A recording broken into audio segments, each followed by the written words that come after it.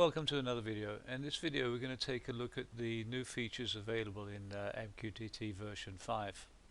Now currently most brokers support MQTT version 5. They also support earlier versions of MQTT, so you don't actually need to upgrade. You can carry on using the older versions of MQTT. There's growing support on the client side, and most importantly the Python client, the Power Python client now supports MQTT version 5. And I gather Node-RED will support it in the next upgrade, so it should be available shortly on Node-RED. Now, to use version 5, you had to indicate to the broker that you want to use it, and this is done in the client. So the client indicates a protocol version it wants to use in the actual connect message, and it's actually carried as part of the variable header in the connect message as shown here. And this is what it appears like. This is taken from the specification. You can see here it uses a single byte, and MQTT version 5 is indicated by the number 5, decimal 5, you can see here. Now this is actually taken from the Python code, and MQTT version 3.1 was indicated by 3, which would be a 1.1 here, and 3.1.1 was indicated by 4, which would be 1.0.0 here.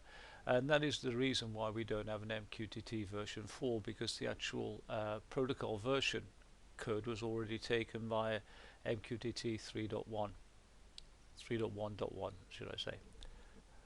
Okay, now there's lots of new features in MQTT version 5, and I've got an article on the website, and I'll just show you quickly that article.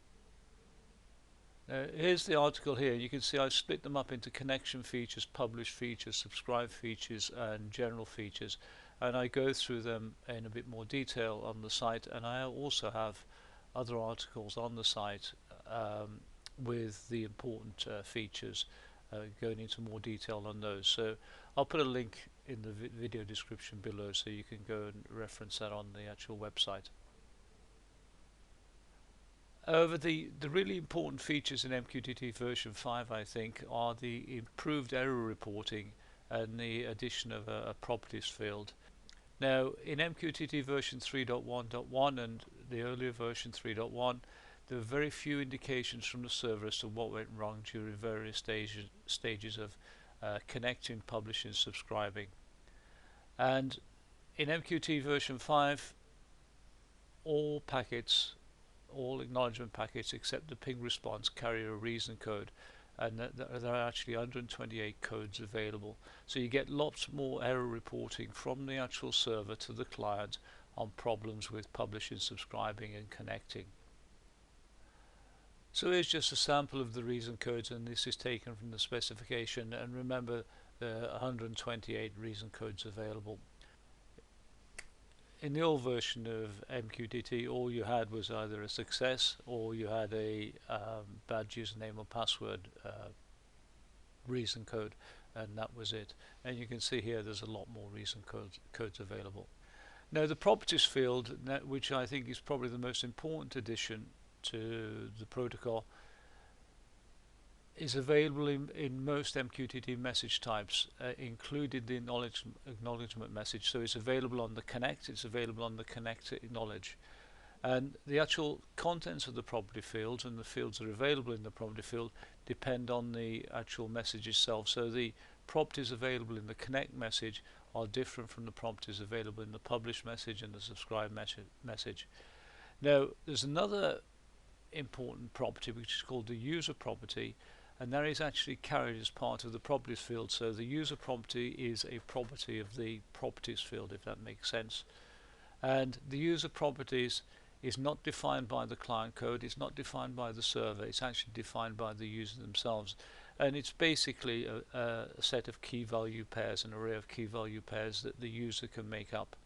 So here's an example taken from the specifications, and this is sent by the client to the server in the connect message, and it basically indicates to the server the number of quality of service 1 and 2 publications that it's willing to process concurrently, as it says here. And here's another one, and this is sent from the server to the client, and this will be sent in the connection acknowledgement message. and it indicates the maximum packet size that the server is willing to accept on that connection. And if the client sends a packet larger than that, then the connection just gets dropped, and you can see that here. And you can see not only does it drop the packet, it also sends a reason code, which is 95 hexadecimal, indicating the packet too large, so the client will know why the connection was disconnected. I talk about MQTT version 5 properties more in a tutorial on the site, and I will also be doing a video on MQTT version 5 properties, and here's the link here for the tutorial on the site.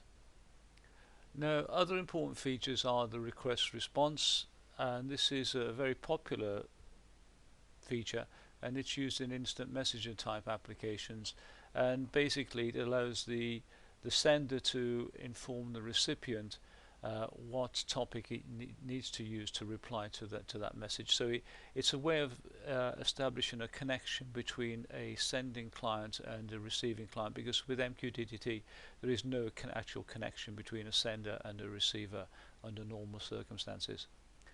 And the other one is shared subscriptions, and this is basically used for load balancing. It uses a special topic which starts with a dollar, and this is meant for high load brokers. And the last one I want to point out is the topic aliases. Now, this is taken from MQTT-SN